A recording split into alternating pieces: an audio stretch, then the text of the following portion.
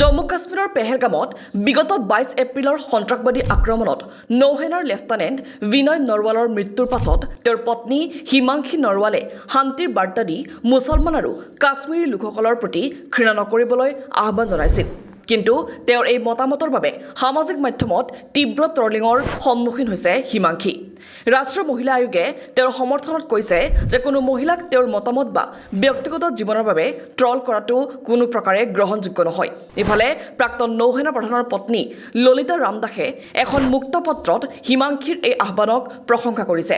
বিগত 22 এপ্ৰিলত পেহেলগামত সংঘটিত সন্ত্ৰাসবাদী আক্ৰমণত 26গৰাকী লোকৰ মৃত্যু হয়, য'ত উপস্থিত আছিল নৌসেনাৰ লেফটেনেণ্ট বিনয় নৰৱাল আৰু তেওঁৰ পত্নী হিমাংশী।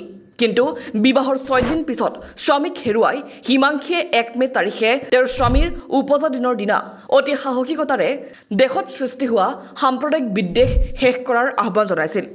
তেওঁ উল্লেখ কৰিছিল, মই নিবিচাৰোঁ কাৰো প্ৰতি ঘৃণাৰ সৃষ্টি হওক। মুছলিম বা কাশ্মীৰৰ প্ৰতি আক্ৰমণ আমি নিবিচাৰোঁ। আমি বিচাৰোঁ শান্তি আৰু ন্যায়।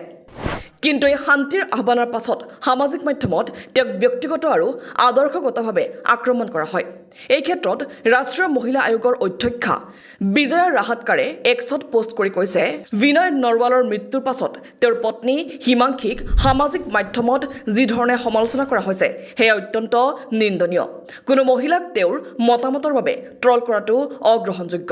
ইফালে ভাৰতৰ প্ৰথম নৌসেনা প্ৰধানৰ কন্যা তথা প্ৰাক্তন নৌসেনা প্ৰধানৰ পত্নী ললিতা ৰামদাসে হিমাংশীলৈ এখন মুক্তপত্ৰ লিখি উল্লেখ কৰিছে, তুমি নিখুঁত সৈনিক পত্নী, যিয়ে সামৰিক বাহিনীৰ মূল্যবোধ আৰু ভাৰতৰ ধৰ্মনিৰপেক্ষ আদৰ্শক সমৰ্থন কৰিছে।